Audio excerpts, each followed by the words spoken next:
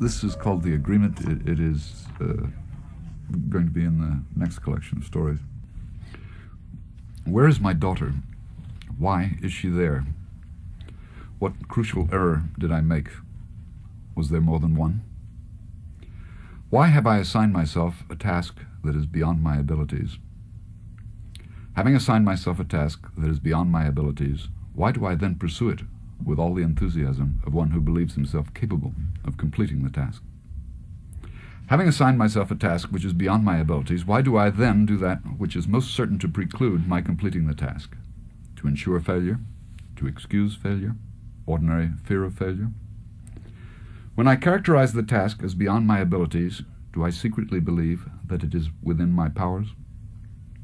Was there only one crucial error, or was there a still more serious error earlier, one that I did not recognize as such at the time? Was there a series of errors? Are they in any sense forgivable? If so, who is empowered to forgive me? If I fail in the task that is beyond my abilities, will my lover laugh? Will the mailman laugh? The butcher? When will the mailman bring me a letter from my daughter?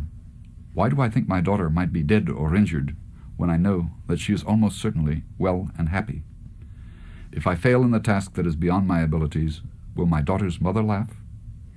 But what if the bell rings and I go down the stairs and answer the door and find there an old woman with white hair wearing a bright red dress, and when I open the door she immediately begins spitting blood, a darker red down the front of her bright red dress? If I fail in the task that is beyond my abilities, will my doctor laugh? Why do I conceal from my doctor what it is necessary for him to know? Is my lover's lover a man or a woman?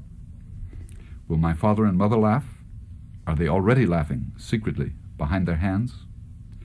If I succeed in the task that is beyond my abilities, will I win the approval of society? If I win the approval of society, does this mean that the probable series of errors already mentioned will be forgiven, or if not forgiven, viewed in a more sympathetic light? Will my daughter then be returned to me? Will I deceive myself about the task that is beyond my abilities, telling myself that I have successfully completed it when I have not? Will others aid in the deception? Will others unveil the deception? But what if the bell rings and I go down the stairs and answer the door and find there an old man with white hair wearing a bright red dress, and when I open the door he immediately begins spitting blood, a darker red down the front of his bright red dress? Why did I assign myself the task that is beyond my abilities? Did I invent my lover's lover, or is he or she real? Ought I to care? But what if the bell rings and I go down the stairs again, and instead of the white-haired woman or man in the bright red dress, my lover's lover is standing there? And what if I bring my lover's lover into the house, and sit him or her down in the brown leather chair, and provide him or her with a drink, and begin to explain that the task I have undertaken is hopelessly, hopelessly beyond my abilities? And what if my lover's lover listens with the utmost consideration, nodding and smiling and patting my wrist at intervals, as one does with a nervous client if one is a lawyer or a doctor, and then abruptly offers me a new strategy? Why not do this? And what if, thinking over the new strategy proposed by my lover's lover, I recognize, yes, this is the solution which has evaded me for these many months? And what if, recognizing that my lover's lover has found the solution which has evaded me for these many months, I suddenly begin spitting blood, dark red against the blue of my blue work shirt? What then? For is it not the case that even with the solution in hand, the task will remain beyond my abilities? And where is my daughter? What is my daughter thinking at this moment? Is my daughter at this moment being knocked off her bicycle by a truck with the words Hachar ainsi painted on its sides? Or is she rather in a photographer's studio, sitting for a portrait I have requested? Or has she already done so, and will today the bell ring and the mailman bring a large, stiff, brown envelope stamped Photo, Do Not Bend? Hachar ainsi, Photo, Do Not Bend. If I am outraged, and there is no basis in law or equity for my outrage, nor redress in law or equity for my outrage, am I to decide that my outrage is wholly inappropriate?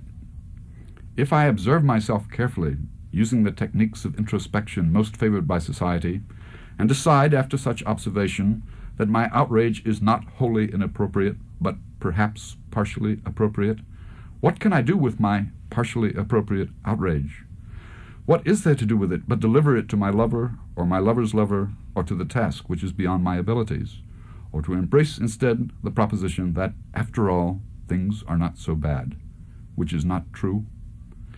If I embrace the proposition that, after all, things are not so bad, which is not true, then have I not also embraced 100 other propositions, kin to the first in that they are also not true, that the Lord is my shepherd, for example? But what if I decide not to be outraged, but to be, instead, calm and sensible and adult and mature? What if I decide to send my daughter stamps for her stamp collection, and funny postcards, and birthday and Christmas packages, and to visit her at the times stated in the agreement? And what if I assign myself simpler, easier tasks which are well within my powers? And what if I decide that my lover has no other lover, disregarding the matchbooks, the explanations that do not explain, the discrepancies of time and place? And what if I inform my doctor fully and precisely about my case, supplying all relevant details, especially the shameful? And what if I am able to redefine my errors as positive adjustments to a state of affairs requiring positive adjustments? And what if the operator does not break into my telephone conversation, any conversation, and say, "I'm sorry, this is the operator, I have an emergency message for 679-9819. Will others aid in the deception? Will others unveil the deception?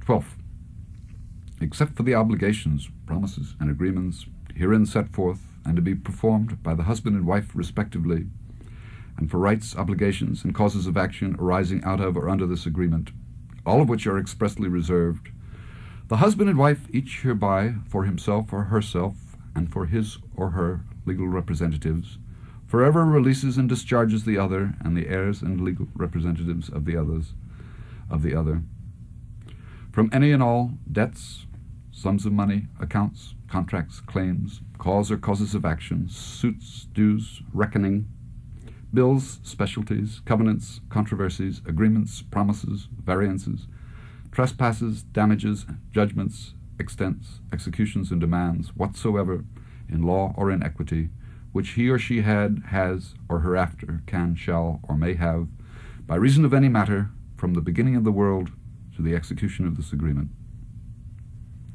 The painters are here. They are painting the apartment. 1 gallon of paint to 8 gallons of benzene, from the beginning of the world to the execution of this agreement. Where is my daughter? I am asking for a carrot to put in the stone soup. The villagers are hostile.